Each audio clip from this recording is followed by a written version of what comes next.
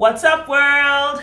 You are welcome to Nestele. Today we have an exciting book called On the Way to the Wedding, Run to the Wedding, something like that. It's the story of Gregory from the Bridgerton series. This is book number 8, second to last. This is about the last born of the, no, not the last born, actually, last boy, the second to last born, but the last boy of the Bridgerton series. And wow, what a ride it's been. I must say, somebody actually told me that she found this book to be the most boring of the set, but I'm finding this very interesting. I don't know if I'll call it the most interesting, but I'm finding this interesting. I liked this book. I don't know. Before I start, okay, first of all, if this is your first time, I am Nez. Welcome to Nestele, a booktube channel devoted to trying to convince you to read a book, and I hope that I convince you to read this book. I've been going through the Bridgerton series to celebrate the month of love. The Bridgerton series is a historical romance series by Julia Quinn, which has recently been adapted as a series on Netflix. The season 1, which is after the book 1, has been turned into a series, and right now is the most watched video on Netflix. So it's doing really well. So it's a story of a family of 8 children, all named in alphabetical order. There's Anthony, there's Benedict, there's Colin, there's Daphne, there's Eloise, there's Francesca, there's Gregory, and there's Hyacinth. So today we're talking about Gregory. Gregory I found very interesting. First of all, like when the book started, I don't know, I couldn't just take the matter seriously, right? Because it's Gregory. Gregory in the series is like this little boy there. He's like, I don't even think he's up to 8 years or there. He's so small. So it's like, how do I take this one serious? Talking about love and all that. But that's what I like about him. He's a very charming little boy. He's actually the youngest boy to get married in the family. Most of the brothers got married at 29, 31, and 34. What's his name? Gregory gets married at 26. But the thing is that he's a fan of love. Do you understand? You know, most of the other men in general in the whole book are like, well, all these very roguish guys. They are called rakes back in the day. They are people that just sleep around. They don't really plan to fall in love, but they fall in love. This one, Gregory was ready to fall in love. He was looking for love like this. He's such a big believer of love. He's one of those kind of people that back in school people used to make fun of him because while he's talking about love, he's all about, oh, all we need is love, blah blah blah blah blah, and all that. He was that person, and then he tried to laugh at him and be like, well, what's this one they talk, you know? So he's that guy. He was actually looking for love. So it's like what that meant for this book was that he was willing to go extra miles for this girl called Lucy, who he fell in love with, even though initially it was her best friend, actually, Hermione, that he was after. At first, though, he just, you know, it's like love. He believed the idea of love, right? Love at first sight. He just met the girl. He said something about the girl's neck. He saw the girl, and you were like, oh, you know, he's that kind of person that believes that, you know, when you meet your first love for the first time, brought to fly across this thing, and music will play. This will happen. So he was that person, that lovesick, strange boy. So he was that person, but you know that didn't work out. But what worked out was with her best friend Lucy. But the thing was that even that one working out was quite a work, and I felt like the only reason why that relationship was able to survive was because of the amount of work Gregory had. Gregory's belief in love, it made him work so hard to make the relationship work because Lucy had been promised to somebody else to marry. As a matter of fact, she married someone else. Do you understand? But Gregory really believed in this relationship, and that's how he was able to fight.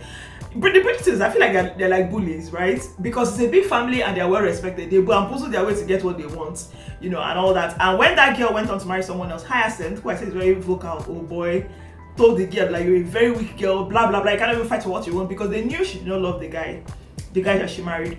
But you see, the way it is like I've said it before, this is a historical romance set in the Regency era or Regent era, 1800s in the UK. That's between the 1800s, early 1800s, and then people did not marry for love. People married for things, for agreements. So it's like it had been agreed upon for her from when she was like, I think 9 years old or so. So at 19 or 20 she was going to get married, and they called her and told her time to marry, and they had signed papers, the betrothal paper, everything had been done, so she was supposed to marry. But you know, Gregory was like, I'm in love with this person, so I'm going to get the person. And once she told his family member, all the family members stay gingery to get it done. I'm like, this poor man, they will still come and arrest the people, but they can't arrest them. That's the thing, they are this very powerful family, you cannot arrest them, and they will do anything in their power to make things work. So and what makes the family very unique is that their mother and their father, who is now late, that their father is late but their mom was still alive. I love Violet. Violet is just the bomb. The mom was still alive.